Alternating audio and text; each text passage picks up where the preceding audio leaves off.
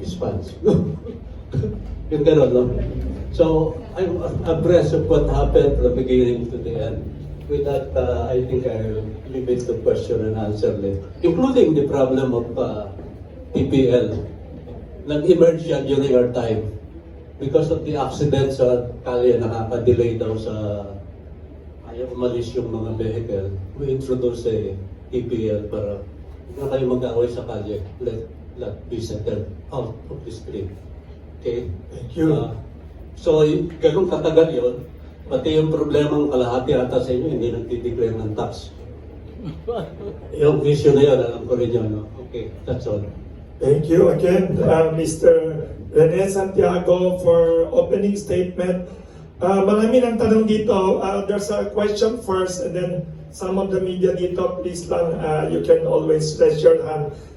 Three journalists watching via Facebook Live, four na pala ngayon, are asking the same question. Sabi nila, the President is now doing a performance review of his entire cabinet and the various heads of government agencies. The three of you, experts sa IT and public service, how do you rate or how do you grade the current LTO chief of the Philippines from a range of A, the highest, to F, the lowest, or failure? From A to F, how would you grade the LTO chief of the Philippines and why? Who would like to be first among the three? Maybe Mr. Bernard Yu might be okay to be the first. Paki-grade ng LTO chief sa performance niya as LTO chief from A to F and why?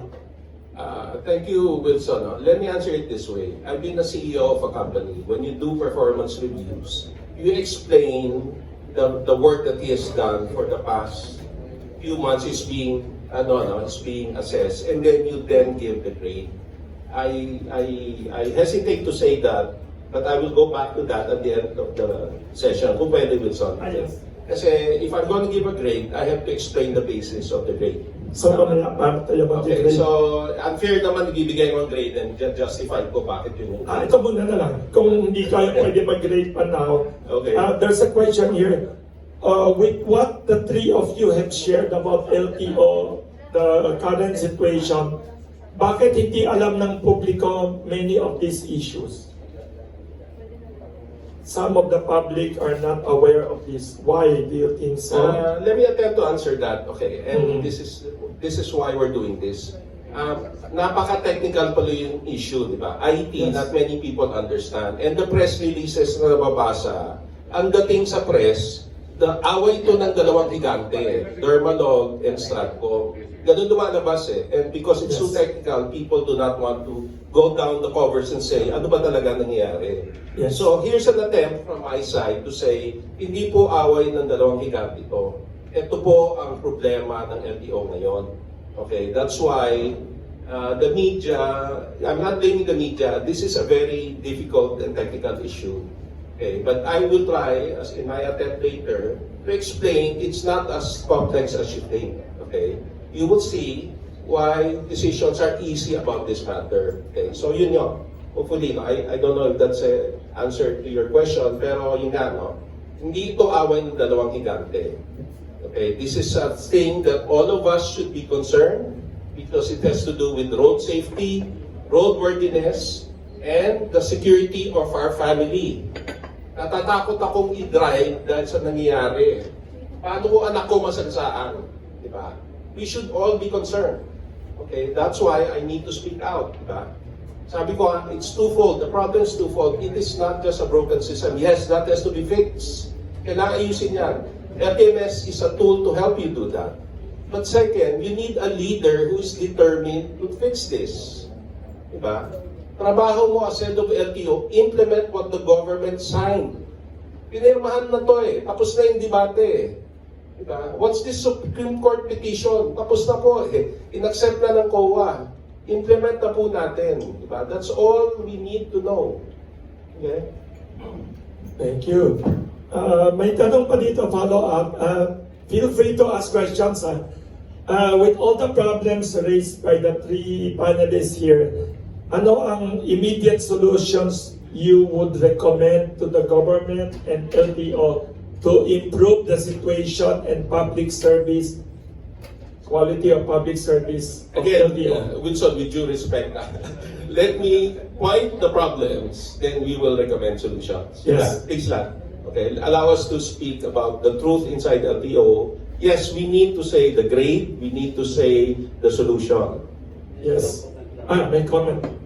From a client standpoint, kasi I do personally renew the registration of my car, no, whenever it happens. Dahil kasi I want to see what's happening with LTO.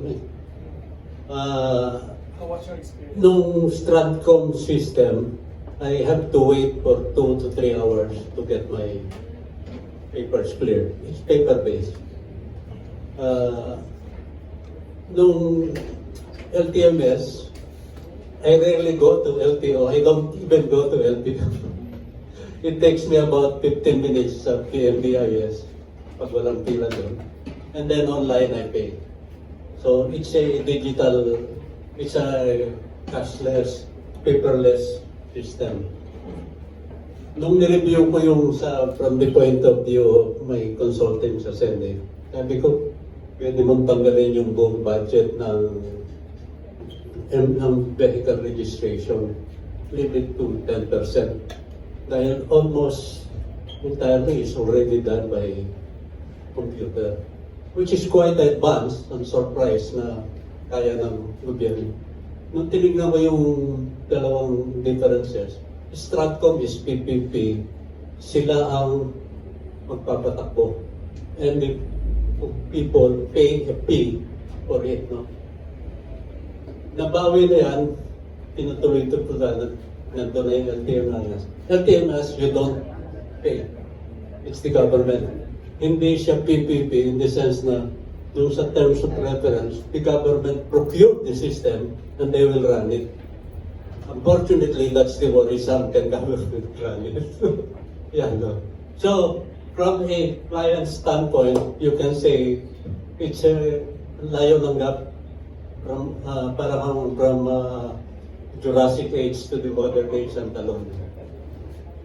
Yes, that's true, no? Even I register my car through LTMS, no? Mula yan sa pagbili ko ng CTPL, nakalink na ang insurance companies through the IC gateway to LTMS. So pagpunta mo, pag-register mo ng vehicle mo, andun na yung valid CTPL. So, less than 1 hour, no? Minsan matagal lang sa pagpapa-inspect. Ganun kabilis, no? And I was, proud ako na naging part ako ng project na to. And then, sa any digital transformation project, may mga elements tayo na kailangan para maging successful. When I was asked in one DAP session to tell the story of the LTO modernization, ang sabi ko, ang challenges ngayon ay leadership, budget, and culture.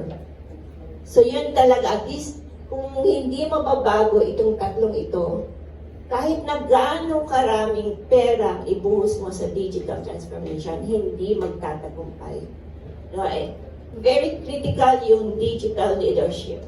Very critical. At it is not, hindi murang mag-digital transformation. So huwag niyo sabihin na 3.3 billion yung sistema. That includes the data center. That includes 5 years maintenance.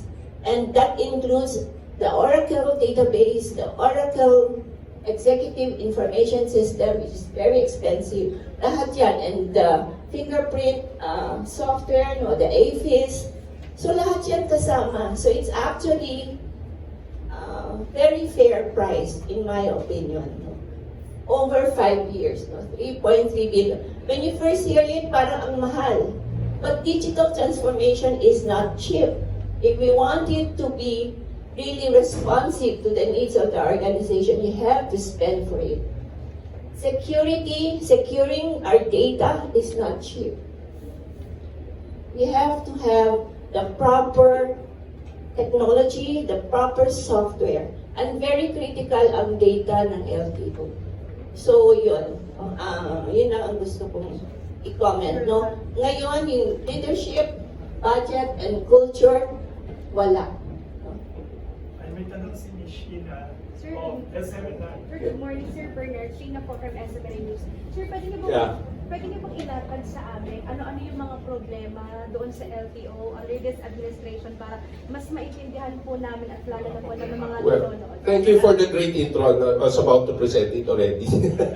Okay, what I will try to do, I'll answer that later, please. Hindi sa pinabaliwala kasi I don't want to preempt that. I want to show you the facts. Lahat ng i-present ko here are covered by data, memos, or press releases. Wala akong personal opinion except the last slide. Okay, yun lang. I want you to be listening because I just compiled all of this. Okay, so let me start first.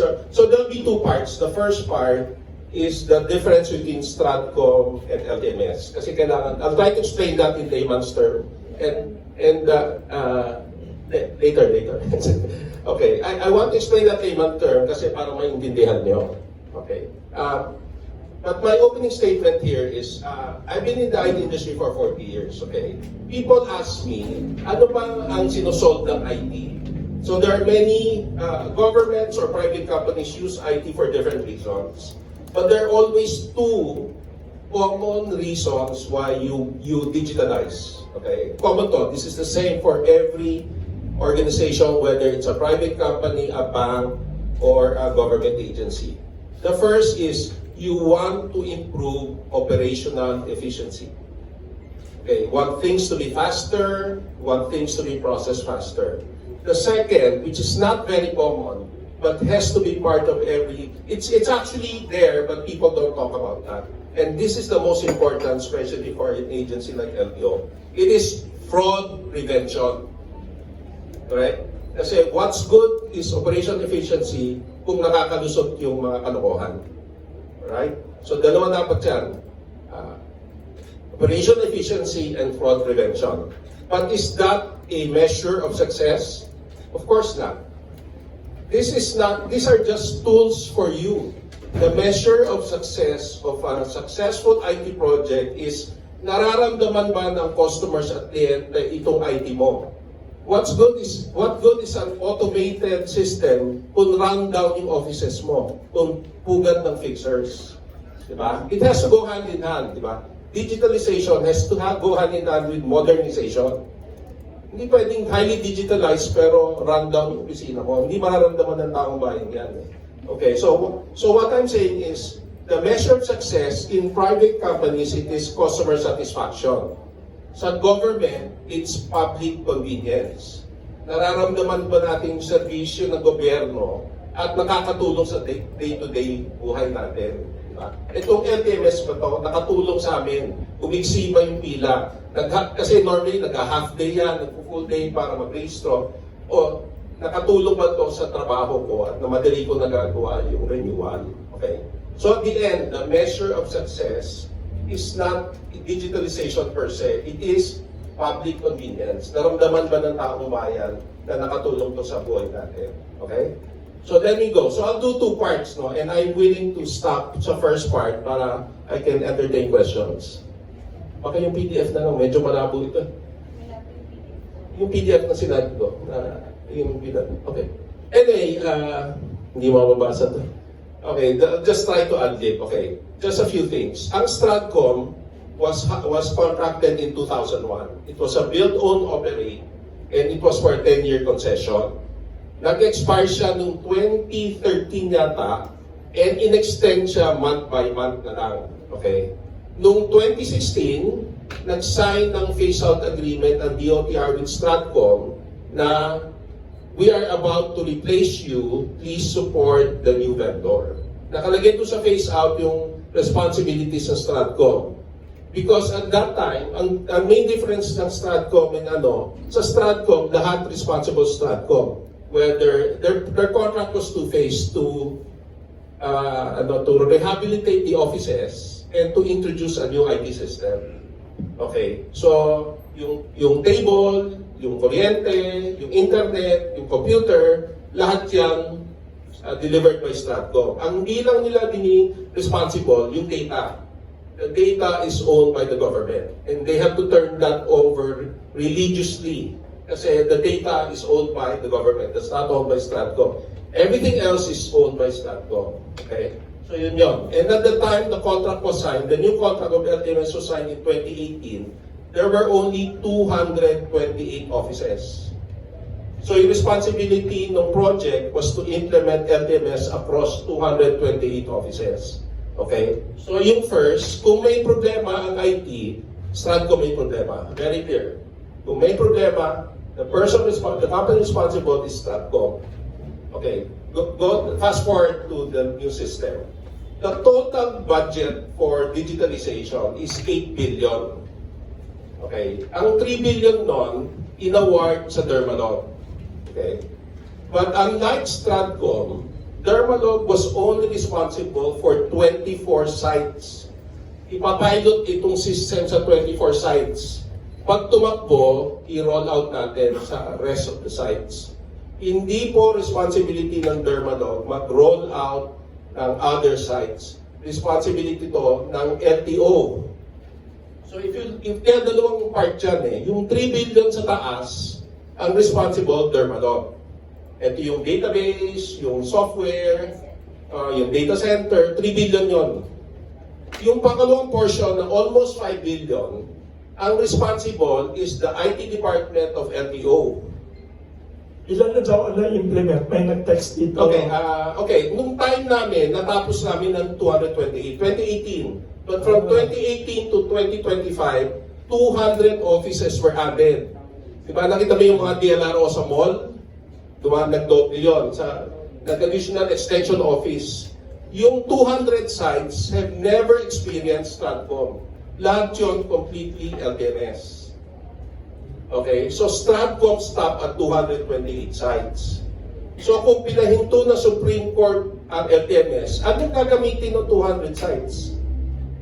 Bakit pinahinto? Saka, di ba, There's a Supreme Court that came yes. out na they're asking them to start deciding, di ba? This is a German system daw. Yeah, it's a German system. But they were only responsible, as I said, for 24 pilot.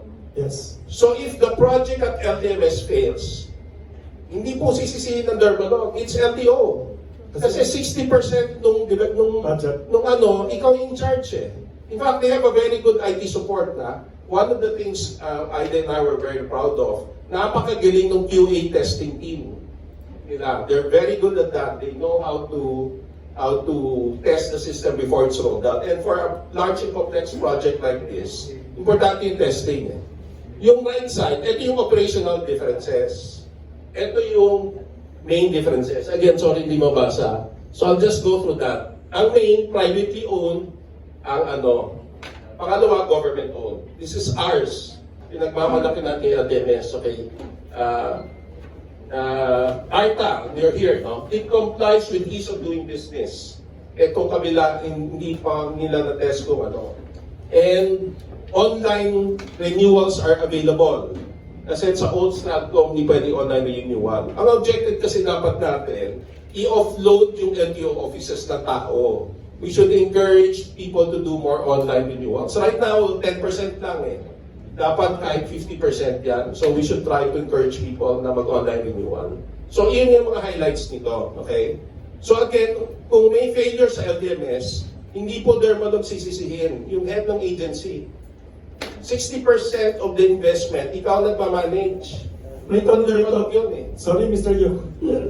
Yung failure to implement, is it because of intentional ginagawa or incompetence? Sorry, tanong ito there are two journalists asking here. Bakit may failure to implement, may kontrata na with a German company? Is it because the leadership is incapable or does not know how to implement o ayaw i-implement? May tanong ng dalawang journalists watching via Facebook Live. Okay, my answer is again, I will answer that at the end of the presentation. But Ah, I will turn over, suspense. but Aida wants to answer it, okay? I'll Yes. leave it to Aida. Miss Aida Yubienko, ICT consultant. Yes, actually, na-implement, no, the driver's license module is being implemented 100%. Yung RCS, the Revenue Collection System, which includes on-site payment and online payment, na-implement po yan 100%. Yung law enforcement and traffic adjudication system, na-implement din po yan when I was there. But I think they're still implementing it. Kasi ang highlight niyan, lahat pag nahuli ka, i-input sa computer. So wala ka ng mga fixer para ayusin yung pagtubos mo ng lisensya. Mabilis lang yan, no? Pero yan ang isa sa huli na na-implement dahil ayaw ng chief pa i-implement. May mga issues pa siya. Yung MVIRS, na-implement din po yan, no? In so many sites. I think at the time that we left, ang mga 60% to 70% of the sites. Alam niyo yung question nila, is the computation of the MPUC. Sa mga regional forums, lumalabas yung reklamo nila. Gusto nila na o-override. Why would you have digitalization kung na-o-override itong mga computations na to? Diba? They can be automated. In fact, Dermalog made 39 permutations of formula to compute the MBUS at MBUC. Kaya nandyan na po yan sa sistema. Yung mga result po ng inspection, diretso rin po yan, no? From the machine, diretso sa system. So wala dapat na tamper na results. So na-implement po yan. Meron lang pong mga mga district offices or offices na medyo ayaw pa nilang i-implement. I don't know why. Pero yun nga, isa sa pinakamalaking reklamo nila, bakit daw hindi pwedeng ma-override yung MBUC? At saka yung mga other transactions, yung order, about change of ownership, sa LTMS kasi before you register, you have to have the change of ownership already, which is just logical, di ba? Para yung next registration, andun na, bakit daw ganun? So marami silang questions sa huli na implement yung MVIRS, yung Motor Vehicle Inspection. And yung adjudication, sa LTMS kasi kung wala kang contest, hindi mo pino-contest yung pagkahuli mo, hindi ka na dadaan sa adjudication process. Hindi mo naman pino-contest, inaamin mo na kasalanan mo, di ba? But they want to everything to pass through the adjudication process. So malaki pong debate yan, no? So, ano pa? Yung RCS, no, yung online payments, kaya po, yung online appointment, there's also online appointment, na-implement yan. So, yung latest po na COA, AOM, pinapa-implement nila sa LTO, yung LTMS, and stop using the old system. Kasi nakita naman nila sa data eh. No?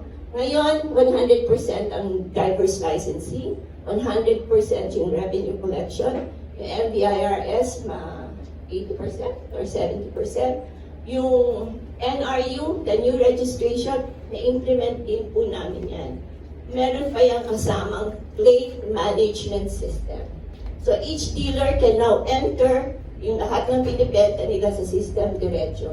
Right now, sa old system, pupunta sila sa LTO office to input. So syempre tumatagal. No? Iipon nila and everything. Anong grade ninyo sa LTO, Chief? Sabi niyo kanina, 3 ang challenges ng LTO. Sabi niyo, leadership, budget, culture. Eh, may budget na pala, malaking budget, di ba? So, anong... hindi ho. Anong rating daw ninyo? Sorry kasi may 4 na journalist na nanonood sa Facebook Live. Hindi ko alam. F. Yeah, hindi ko alam Great. ang ibang ginagawa niya. But in terms of system implementation, modernization, and digitalization, siguro 2. 2. From 1 to 10 yan? From 1 to 10, yes. 1 to 10, ang grade ninyo for LTO Chief is 2. Why? Yes, why?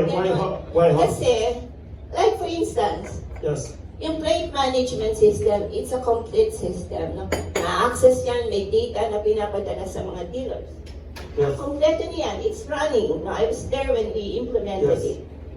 Ayaw nilang i-implement ngayon. And Actually- they're introducing a standalone system. Bakit ginugulo nila? Eh, meron ng sistema. Tapos What iba pa. else?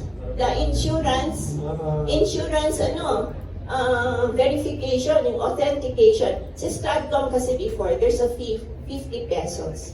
Yes.